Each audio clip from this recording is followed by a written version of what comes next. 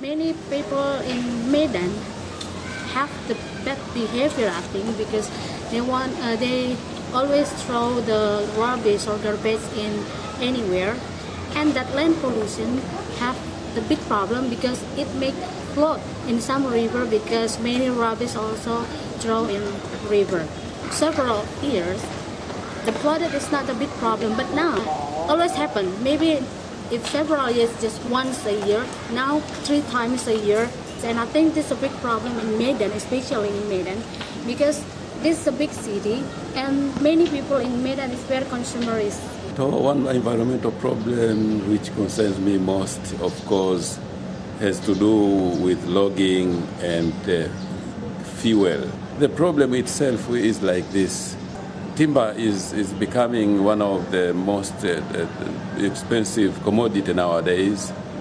So we have a number of people, including, of course, political leaders, who are now exploiting our forests in order to cut out timbers and logs and transport them either to sell them locally or to send them outside the country as exports. And this has now led to the destruction of many natural forests.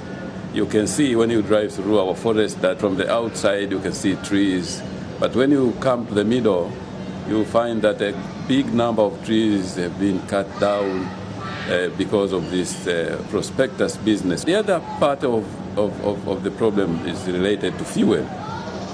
We have firewood as the most well-used means of fuel for cooking in most of our villages, taking into consideration that about 80% of Tanzanians live in villages where you don't have access to electricity or natural gas facilities. So as a result, they totally depend on firewoods. And that is consuming a considerable number of trees, because in order just to get that one bag of charcoal, you need to cut down maybe 1 to 3 trees. One of the most prevalent issue of environment in our country is on the issue of mining. You know, it's like a total wholesale of our natural resources. Philippines is a very rich country in terms of its mineral reserve, but almost 4% of our total area are now being into extractive mining industries. President Ninoy Aquino, he approved 785 mining permits only last year. So it is really very a big problem for us, because in the Philippines, mining and human rights violations is like a twin. So they go together. In order for the mining company to effectively extract minerals in the area, our government used the police and the military to clear the area, especially on the people who opposed for the entry of mining companies. And recently, we have a member. He was the chairperson of our local church in San Fernando, Bukidnon, and he was killed in front of his son, in front of his 2 brothers, because he was one among the tribes who did not sign in this permit that they allow mining to enter their community. Well, I don't live far from the big hole where they took the brown coal out of the earth to produce energy, and they have big power stations which are only used for electricity. And people, even villages, were moved so that they can take out this brown coal, and after finishing they have to fill the hole again. It's just exploiting a huge area of farmers' region. The people have been farming there for many centuries, and then they were asked to move. They were even given new houses at another place, but everything was destroyed. The whole soil was taken away. What was on top is now in the earth. So they have to try to build up the soil again so that it can be fruitful afterwards. My country, Rwanda, is known as a 1,000 hills country. Then the main problem we face as far as climate change is concerned is erosion. This brings the landslide when we have a heavy rain. Like last year, from October, November and December, we have had a lot of rain, and then the landslide washed away many houses. So many people now are facing that problem. They don't have where to stay because their houses were washed away.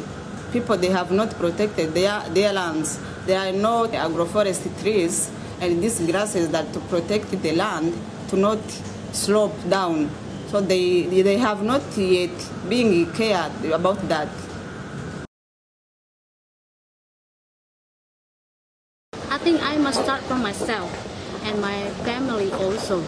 So in my family now, when we go to the mall or the supermarket, we use no plastic anymore because we think when we every day we buy something and use plastic and we throw the plastic, I think it's become rubbish, and I think we must reduce it. So when we go to the supermarket, we bring our bag and don't use plastic. And when some friends throw something in everywhere, I say no. You have to throw it in the place, the rubbish place. So if you didn't find the rubbish place, you can put in your bag. Don't throw it in anywhere. So things like that. What we find much lacking is knowledge. Is that people don't know that when they cut down trees, that has effect in rain cycles. We are trying to sensitize our communities, but yet for those big fish who cut quite big quantities of trees, then we haven't addressed them. So what we are trying to do now is to advocate, to talk to the government authorities. We have the laws which protect forests. But of course, if you don't follow the rule of law, even if you have good laws, it doesn't really help so much. All those are just in papers, but the way they are being implemented is at a very minimal, unless it is for the interest of politicians. One of our response is really to educate and build awareness building to our members in order for them to know the real situation of the mining industries in the Philippines. Recently, we have this series of activities for the young people of our church. We use like theater arts as a venue for them to learn and to be educated on the issue and environment, specifically on mining. We cannot stop really mining industries in the Philippines. So we are trying to propose a mining that would benefit the people, not only to give profits to the foreign mining companies. Well, on the one hand, it's trying to change your behavior, to try to save energy, to use alternative ways of producing energy. Like in my house, we don't have energy coming from this power station. We can buy energy coming from other regenerative energy stations, and that's what I did. And then we also protested against it on a political level, and there were many synods of churches coming together to say we want to have a different policy in our using energy.